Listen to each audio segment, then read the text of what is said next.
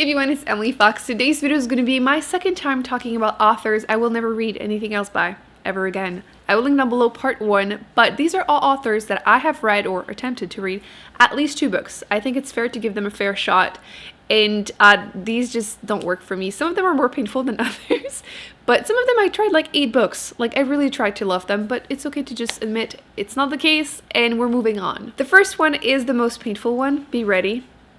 Robin Hobb. I know, she's so popular, and she's the one I really wish I loved the most in this whole video, but I don't. I read the first trilogy, all 3 books. Look at that chunky one.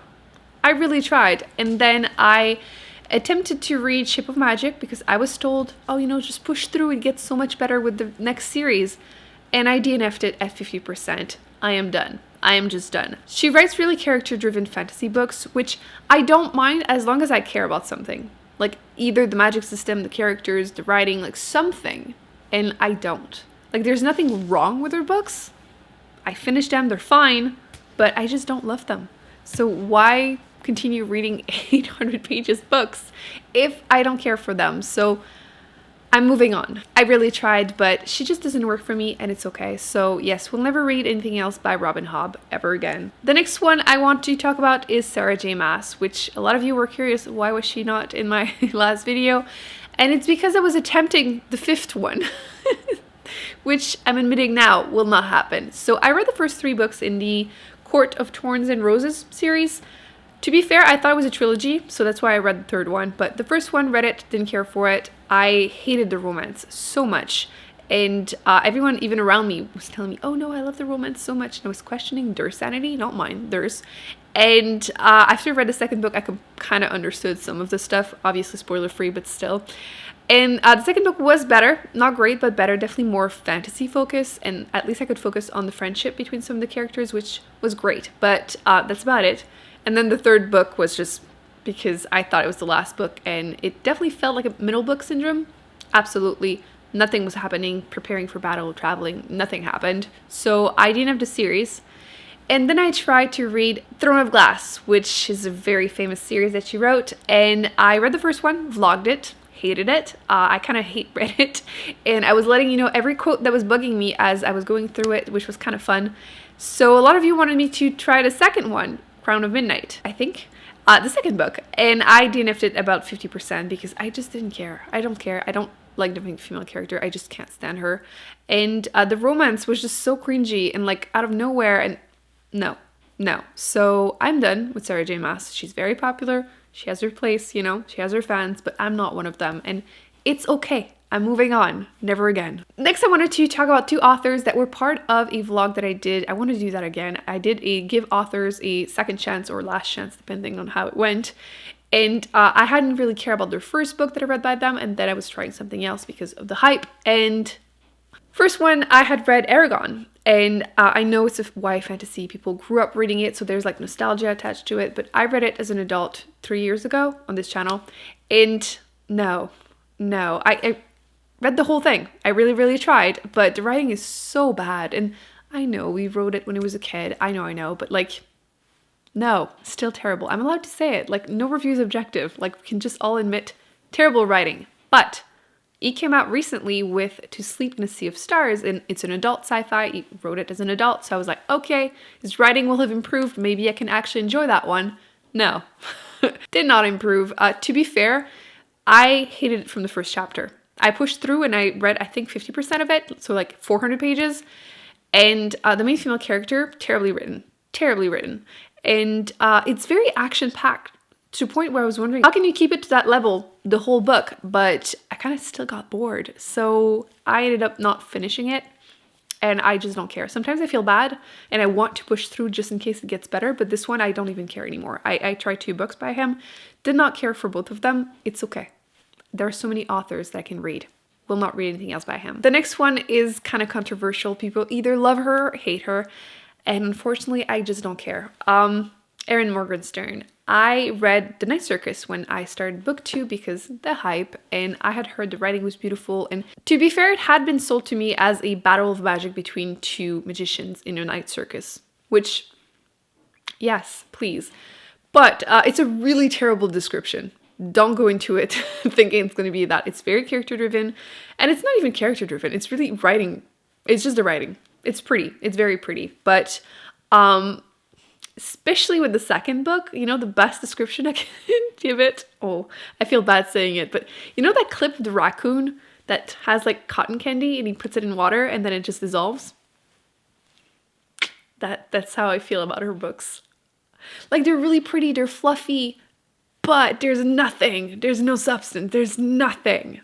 At least for me. So I did read the whole thing. I shouldn't say that. I did read her second book, which was, why can I not remember the title? The Starless Sea. Wow. Okay, I drew a complete blank there. The premise started interesting. You follow this main character who is in university, finds a book that is about him, and, you know, multiple doors to different universe, magic, pretty. No. It's definitely one of the books that I've read that I feel like I should have put down. Like, I should have never finished it because I did not enjoy it. Nothing. Fluff. Cotton candy. Raccoon. We remember. That's the best description, honestly. I really wish I loved her books, but nothing. The next one is a little tongue-in-cheek, but Stephanie Meyer, the author of Twilight. Look, I did grow up reading it, and I liked it at the time because of the fact that everyone was reading it. That's what I loved about it. Everyone had an opinion. Everyone could talk about it. It was fun. And the movies, the cringe I get from them, I love them because of it. The secondhand embarrassment from like scene like this. Bella! Where the hell have you been, little girl? Oh, we'll never get over it.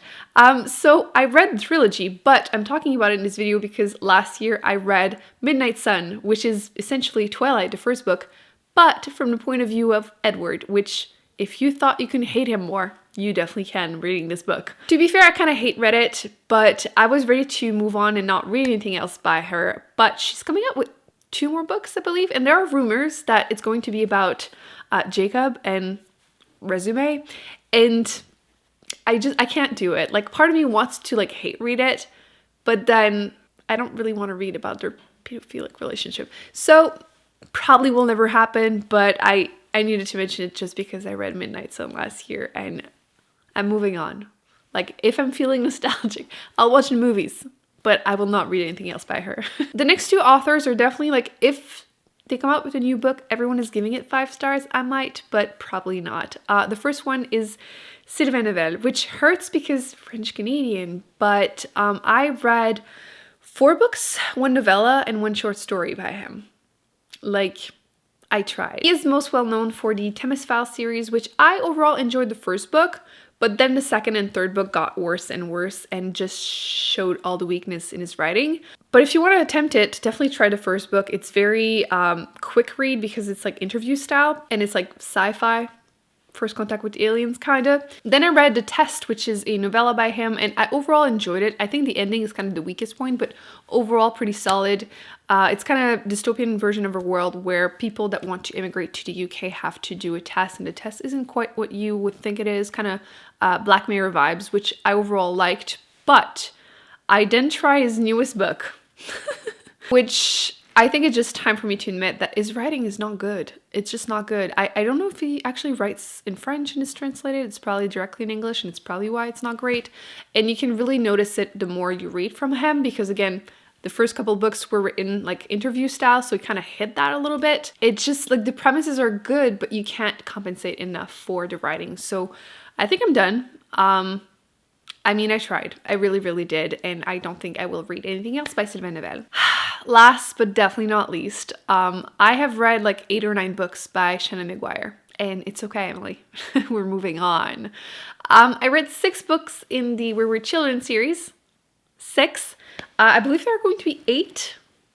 Or was it just 6? I feel like I've heard there were going to be 8, but I am done with this series. There's a lot of diversity. It's very coming of age, very accepting, and I get all the positive of it, but I ended up only liking like 1 of the stories, which is this one.